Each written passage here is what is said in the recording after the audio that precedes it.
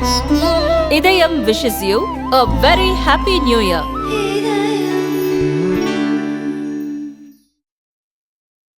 தமிழ் மொழி தமிழருடைய நாகரிகம் 3000 ஆண்டுகளுக்கு முற்பட்ட தொன்மை வாய்ந்த நாகரிகம் என்பது உலகுக்கு பறைசாற்றக்கூடிய அளவில் அந்த நம்ம அகழ்வாராய்ச்சி வெளிப்படுத்தியது.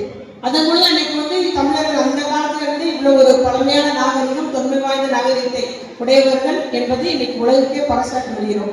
ஆகவே அந்த காலத்து இந்த மாதிரி புத்தகங்களா இருந்தாலும் சரி, இப்ப இன்னைக்கு திருக்குறளை பேரறிவு நூல் என்று நம்முடைய முதலமைச்சர் அறிவிச்சிருக்கிறார். அது நம்முடைய ஒரு பொதுமறை நூலாகவும் எல்லாரும் பின்பற்றக்கூடிய நூலாகவும் இருக்கிறது. முதல்ல நம்ம படிக்கிறது பள்ளி காலங்களில் என்னை பொறுத்த வரைக்கும் திருக்குறளும் பாரதியாருடைய அந்த கவிதையெல்லாம் நான் படிச்சிருக்கேன். முதல்ல இஷ்டமா படிச்சது, அந்த வாய்ப்பு கிடைச்சது, ரொம்ப ஈடுபாட்டோடு படிச்சது. அதனால நமக்கு எதுல ஈடுபாடு உண்டோ அதையெல்லாம் நாம் குற்றம் முழுவதுமாக கற்றறியும் போது நிச்சயமாக சிறந்த நம்ம அறிவாற்றல் பெற்றவர்களாக முடியும். எந்த ஒரு காரியத்தையும் பகுத்தறிவோடு அதை பகுத்தாய்ந்து அதன் மூலம் நன்மை தீமை, இது நல்லது இது இந்த மாதிரின்ற மாதிரி நம்ம அறிய முடியும். அவங்க புத்தகம் தொடர்ச்சியாக வாசிப்போம் என்பதை நான் கூறிக்கொண்டு இந்த நிகழ்வுகள் நம்முடைய முதலமைச்சர் இந்த ஒரு எந்த நோக்கத்துக்கோடு இந்த நிதி ஒதுக்கீடு செய்த நிகழ்ச்சி நடப்படுகிறது, அந்த நோக்கத்தை மிஞ்சக்கூடிய அளவுக்கு அவரை எதிர்பார்க்க மிஞ்சக்கூடிய அளவுக்கு நம்முடைய ஆட்சித் தலைவர் அவர்கள் இதில் ஈடுபாட்டோடு செய்து வருவது நம்முடைய ஆட்சித் தலைவருக்கு என்னுடைய சார்பில் பாராட்டுகளை நான் கூறிக்கொள்ள விரும்புகிறேன்.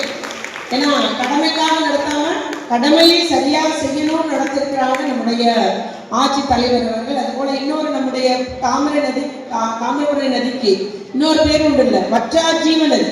ஒரு காலம் அது வறண்டு போய் பார்க்க முடியாது, பார்த்துருக்கீங்களா? எப்போவுமே வற்றாஜீவ நதியாக தான் நம்முடைய நதி இருக்கும். அதுபோல தாமிரபரணி தண்ணி அவ்வளோ ஒரு ருசியான ஒரு தண்ணியா இருக்கும். இதுதானே நான் உண்மையிலேயே நாம நிறைய ட்ரெயின் டிராவல் எல்லாம் ஒவ்வொரு இடத்துலையும் அந்த தண்ணியை ருசி பார்க்குற ஒரு பழக்கம் எனக்கு உண்டு. நம்மளுடைய தாமிரபரணி டேஸ்ட் எங்க இருந்ததுன்னா டெல்லிக்கு பக்கத்துல ஒரு ஊர்ல இருந்துச்சு, நாக்பூர் நினைக்கிறேன். அந்த ஸ்டேஷன்ல இதே டேஸ்ட் இருக்கு. அதனால நம்ம அவ்வளோ ஒரு நல்ல ஒரு ருசி வாய்ந்தது நம்முடைய தாமிரபரணி தண்ணி. அதையெல்லாம் நம்ம பாதுகாத்துட வேண்டும். எதிர்கால சந்ததிக்காக, உங்க பிள்ளைங்களுக்காக, உங்க பேர குழந்தைகளுக்காக இயற்கையை நம்ம பாதுகாத்திட வேண்டும் என்ற ஒரு உணர்வு கொள்ள வேண்டும். இது போல இலக்கியங்கள் நமக்கு கற்றுத்தந்துள்ள எல்லாரையும் மதிக்க தெரியணும்.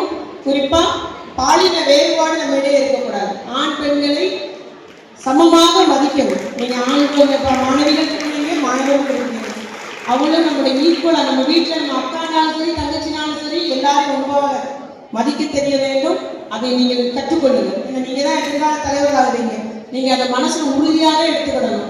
யாரையும் டீச் பண்ணக்கூடாது.